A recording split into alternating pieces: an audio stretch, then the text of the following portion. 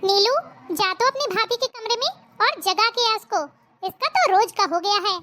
शादी को महीना भर होने को आया है और तेरा भाई भी अब तो नौकरी पर चला गया है। महारानी की नींद ही नहीं खुलती है। मम्मी, मैं नहीं जा रही हूँ नकचड़ी भाभी के पास। कल देखा नहीं क्या किया उन्होंने मेरे साथ। भाभी, आपके पास तो इतनी अच्छी अच्छी साड़ियाँ हैं। और हाँ, मम्मी भी कह रही थी कि आपको एक साड़ी मुझे देनी पड़ेगी नेग के नाम से। ये तो सब इतनी भारी हैं, आप एक काम करना, आप ये वाली साड़ी मुझे दे देना। और वैसे भी इतनी हैवी साड़ी मुझसे पहनी नहीं जाती। मेरे कॉलेज में भी फंक्शन आने वाला है तो मैं ये वाली साड़ी ही पहन लूंगी। कैसी लगेगी भाभी? हाँ दीदी, बहुत सुंदर लगेगी, लेकिन जब जब मैं ये आपको दूंगी। भाभी, ये क्या तरीका है? ये बात अपने दिमाग से निकाल देना कि आप ननंद हो तो जो चाहोगी वो मिलेगा। मैं उन डरी सहमी बहुओं में से बिल्कुल भी नहीं हूँ। मेरे किसी सामान को लेने की बात तो दूर, उन पर निगाह भी मत डाल देना, समझी?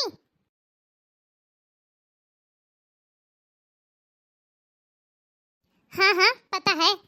बहुत दिनों से देख रही हूँ इसका नाटक। अब तो पानी सिर के ऊपर हो चुका है। बेटा, ऐसा है तो एक बार उसे जगा के आ और बाकायदे उसको समझा देना कि आज रसोई का नेक है, वो करना है। अब मुझे ही इसको सीधा करना पड़ेगा। अब तू जा। मम्मी, अगर उन्होंने फिर मुझसे कुछ कह दिया तो? ऐसे कैसे कहेगी, मैं हूं ना, तू जा। ठीक है मम्मी। भाभी,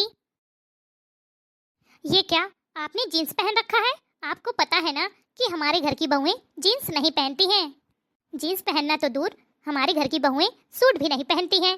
शादी के पहले आपको सब बता दिया गया था ना, मम्मी ने बताया था आपसे। अच्छा, अब तुम मुझे सिखाओगी क्या करना है और क्या नहीं, क्या पहनना चाहिए और क्या नहीं। कपड़े पहनने के लिए भी मुझे आप लोगों से आज्ञा लेनी पड़ेगी क्या? अच्छा ठीक है, आप मम्मी से ही बात कर लेना। और हाँ, तैयार होके आ जाओ, आज आपको पहली रसोई बनानी है। हम सबके लिए खाना बनाना होगा। क्या खाना? और वो भी तुम सबके लिए? मैं खाना बनाऊंगी? ननंद रानी, इस गलतफहमी में बिल्कुल भी मत रहना कि मैं तुम सब लोगों के लिए खाना बनाऊंगी। इस घर के काम करूंगी, इस घर की साफ सफाई करूंगी। मैं कोई काम वाली बाई नहीं हूँ, समझी ना? भाभी, मेरी बातों का बुरा मत मानना, पर जब से आई हो ना तब से देख रही हूँ, बहुओं वाले गुण तो आप में एक भी नहीं है। पता नहीं कितना एटीट्यूड है आपके अंदर। ना ही छोटों से बात करने की तमीज है और ना ही बड़ों से। बदतमीजी का तो फुल कोर्स करके आई हो आप, लगता है।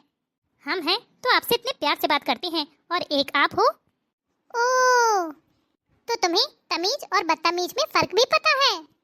मैंने तो बदतमीजी का छोटा सा कोर्स किया है, पर तुम माँ और बेटी ने फुल डिग्री ले रखी है।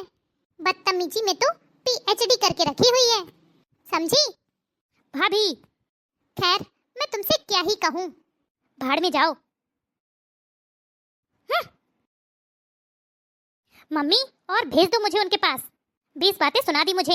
शादी से पहले तो इतनी संस्कारी बन के दिखा रही थी कि इनके बराबर कोई संस्कारी ही नहीं है, और अब देखो जुबान में कोई लगाम ही नहीं है।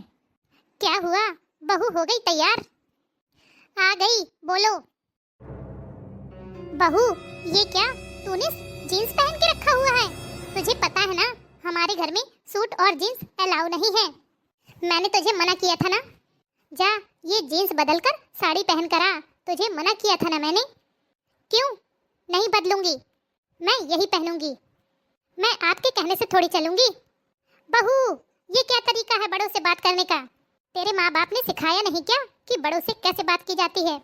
मेरे माँ बाप ने तो बहुत कुछ सिखाया था, लेकिन इस घर में आते ही मैं सब कुछ भूल गई। या फिर ये कहिए कि वो सब मैं घर छोड़ आई। और वैसे भी आप लोगों को तो जरूरत ही नहीं थी तमीज की, तो मैंने सोचा बोझ लाद कर क्या करूंगी, तो घर में ही छोड़ आई तमीज। हाँ हाँ, सच में ऐसे आंखें मत चढ़ाओ दोनों लोग। अब तमीज की तो आपको जरूरत ही नहीं थी। और वैसे भी आपने मेरे पापा से जो जो मांगा, मेरे पापा ने दहेज में वो सब कुछ दिया। अब आपने तो तमीज की डिमांड ही नहीं की थी। बहू, हद में रह ले। अरे मेरी प्यारी सासू माँ, हद में ही थी, पर आपने ही ना हद पार कर दी। जब घर में शादी में सारे मेहमान आ गए, तभी आपने डिमांड कर दी। 20 लाख की डिमांड की आपने मेरे पापा से। आपकी क्या डिमांड पूरी नहीं की मेरे पापा ने? आपने जो जो मांगा वो मेरे पापा ने सब कुछ दिया। एक आप हो कि आपकी डिमांड ही खत्म नहीं होती, फट से आपने 20 लाख रुपए की डिमांड कर दी। आपने एक बार ये नहीं सोचा कि मेरे पापा इतने सारे पैसों का इंतजाम कैसे करेंगे? वो तो बेचारे सबके सामने हाथ जोड़ रहे थे। तब कहाँ गई थी आपकी तमीज? मैंने अपनी आंखों से देखा था जब वो आपके सामने हाथ जोड़कर खड़े थे और कह रहे थे कि बहन जी हमसे इतने पैसों का इंतजाम नहीं हो पाएगा। और एक आप हो कि आपकी गर्दन ही नीचे नहीं हो रही थी। आपने एक बार भी ये नहीं सोचा कि मेरे पापा इतने सारे पैसों का इंतजाम इकट्ठा एक साथ कैसे कर लेंगे। जब आपकी तमीज कहाँ गई थी सासू माँ? अरे आपके घर में तो खुद की एक बेटी है और आपको इस बात का जरा सा भी एहसास नहीं। मैं जानती हूँ कि मेरे पापा ने पैसों का इंतजाम कैसे किया। आपने एक बेटी के बाप को रुलाया है और एक बेटी सब कुछ सहन कर सकती है, लेकिन अपने पिता की आंखों में आंसू नहीं सहन कर सकती। अब आप देखती जाओ अपने मम्मी पापा के आंसुओं की कीमत आपसे कैसे चुकाती हूँ। और हाँ, खबरदार, जो मेरे मायके में कुछ भी बताने की कोशिश की तो मुझसे बुरा कोई नहीं होगा। तुम लोग जानती नहीं हो मैं क्या क्या कर सकती हूँ। आप लोगों को दहेज भी चाहिए, साथ में संस्कारी बहू भी चाहिए और आपकी हर बात मानती रहे, आपकी सेवा करती रहे, मुंह से कुछ भी ना बोले। अब सब कुछ एक बहू में तो मिलेगा नहीं।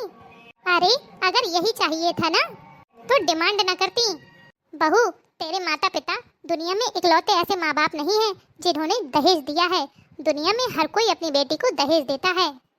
अरे सासू माँ, जिसकी बेटी होती है ना वो कोई कसर नहीं छोड़ता अपनी बेटी को सब कुछ देने में। माता पिता अपनी हैसियत से बढ़कर भी अपनी बेटी को देते हैं, लेकिन आप जैसे लोग ही उन्हें खून के आंसू रुला देते हैं। तभी तो आज के जमाने में लोग बेटी पैदा करने से डरते हैं।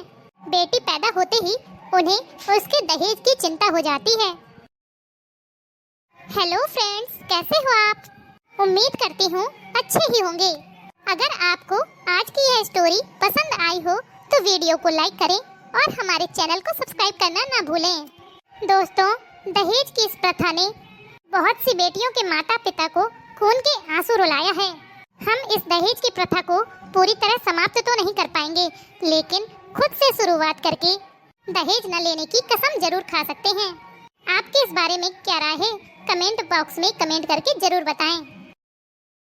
शायद हमारी एक कोशिश से ही समाज में थोड़ा बदलाव आ जाए। दोस्तों, अगर आपको आज की यह स्टोरी पसंद आई हो तो अपने यार दोस्तों में यह स्टोरी जरूर शेयर करें ताकि यह संदेश उन तक भी पहुंचे। तो चलिए फिर मिलेंगे आपसे नेक्स्ट वीडियो में। तब तक के लिए खुश रहिए, अपना ख्याल रखिए और दूसरों को प्यार बांटिए।